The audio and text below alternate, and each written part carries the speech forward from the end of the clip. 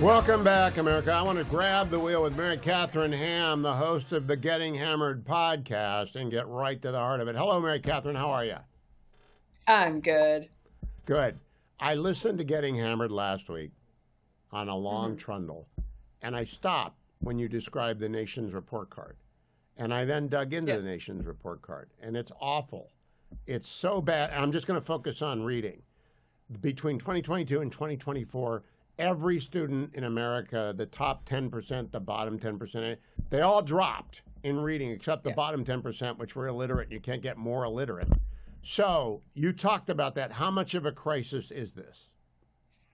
I mean, it's a huge crisis, and unfortunately, it was a predictable crisis. And a lot of this obviously comes from schools shutting down during the pandemic due to way overly cautious and sometimes teachers' union greed-influenced decisions at local levels in most major blue metro areas. They closed down schools for 18 months, and it turns out that that was a real problem, and that you get real learning loss, and that you don't get it back by 2022, and that by 2024 you're seeing even worse effects. Some of that is because the people who first encountered the shutdowns were kindergartners at the time of the pandemic, and now they're the fourth graders being tested, and they simply didn't get what they needed because their local educators told them Zoom is great, Zoom is fine. It was never true. You could tell it wasn't true. And now we are paying a price for it. And there are like very few bright spots out there for any progress being made. And I know people with really good intentions are trying to make progress, but we dug ourselves a hole that is very serious for this generation of children. Now, Mary Katharine, when my daughter, who's your age, was going into fourth grade, she had a magnificent fourth grade teacher. In the first parent-teacher conference, he said to us, you know, grades 1 through 3 is when you learn to read, so that grades 4 and onward, you read to learn. And I always thought that was brilliant and elegant. You learn to read so you can read to learn. If people can't read, they're crippled for life. So we ought to, and I'm putting this out as a proposition, stop everything, test everyone, and aggregate people by roughly grade level. I mean, you don't want to put an 8th grader with a 3rd grader, but you do want to put the 8th and the 6th and the 4th graders who are all at the same reading level, and do nothing but read. The fetching Mrs. Hewitt said to me last night, all they ought to be doing is reading until everyone can read, because nothing, and we ought to go to year-round school. I mean, they're acting like nothing is wrong, but in fact, the whole edifice is collapsing. Am I alarmist? No, you're not. You're not alarmist. The other thing that's happening is that there's how education works, pedagogy works, is that you get these trendy new curricula that come in. I mean, DEI and all the gender stuff is one thing, but there was at one point 20 or so years ago, a new curriculum that came in for reading that actually doesn't work. And it turned out basic phonics is much better at teaching kids to read. That's where you see the one bright spot in the NAEP in this national report card is in Louisiana, where they actually did implement a back to basics on both phonics and math skills for students. And it turns out you can make progress that way by doing a science-based, actually effective reading program. But in my personal experience, I took my kids off of Zoom school. They were 6 and 4. And I was like, I'm not putting on Zoom all day. And I only read to them and had them read to me for the end of that school year. And both of them learned to read. And since then, they have been reading to learn voraciously. So it really makes a huge difference. It seems too simple to work, and yet it works. Oh, it does work. My grandkids are the age of your kids, and they were blessed to be deployed in England during the year of COVID shutdown. And England went to school, so they can read. And they've always been readers anyway, because the parents are readers and parents who read to their children. And now, let's do Mary Katharine Ham addresses every school board in America, every public school board in America. What do you say with your 3 minutes, Mary Katharine Ham, to every school board in America? I say, particularly to those that closed down, because there were ones that were better behaved and opened more quickly.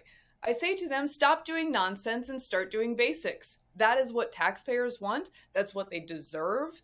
Use phonics, use basic math. Please get your students on a track of doing that instead of gender studies. And I know that the left tells you that all of these things don't take away from the mission, but we got finite time in school, my friends, and we got finite time to come back from this. And you have been wasting it, and wasting money, and wasting people and hires on DEI and gender ideology when you need to be teaching phonics. And it is totally out of line, and it hurts the least among these the worst. The data shows that those who were more far behind during 2020 and already had issues are the ones who have not been able to catch up. The top 10% does okay. They sort of hang in there. They get private tutors in 2020 and they do all those things. The other folks were not served. You need to be serving them. That's what the taxpayer dollars are for. Okay, now Hugh comes up behind Mary Katharine Ham and says, and don't do anything else until you fix this. So I don't want anybody, obviously we need janitors and we need coaches because kids have got to run around and play sports. But we don't need people in the front office. We don't need curriculum specialists. We need teachers who are teaching to read, and we got to group kids by their ability so that they don't feel shamed and embarrassed because of the mistakes we made, but they have to read. And they need to go to school year-round. That's the one that's going to break the back of some teachers' unions. They got to take 3 weeks off 4 times a year, but they got to go year-round. No, they're asking for 4-day weeks around here. That's what they want. So I must say, I do not know how we have one teacher in-service day anywhere in America. A weather day may be acceptable if it's, the great blizzard of 2025. But how do they continue on like this, Mary Katharine? Well, I think one of the things they did, unfortunately, in 2020, and the NAEP is the exception to this, is in a lot of districts they removed the normal testing data so that you could do oranges to oranges post-pandemic, and they sort of obscured the data because they knew they had messed this up and they didn't want us finding out how bad it was. I'm thankful for the National Report Card because it shows us what's actually happening. But a lot of these folks really thought that doing the other nonsense was enough to get them by and to excuse the fact that they had failed on academics. That's what they think. One of our school board members in my district was so happy in January of 2021 that they had gotten electric school buses. He had an electric school bus fleet. There were no children on those buses because there were no schools open. But he was really, really proud, and he still talks about it. And now they have a bunch more electric buses and a bunch of kids that can't read.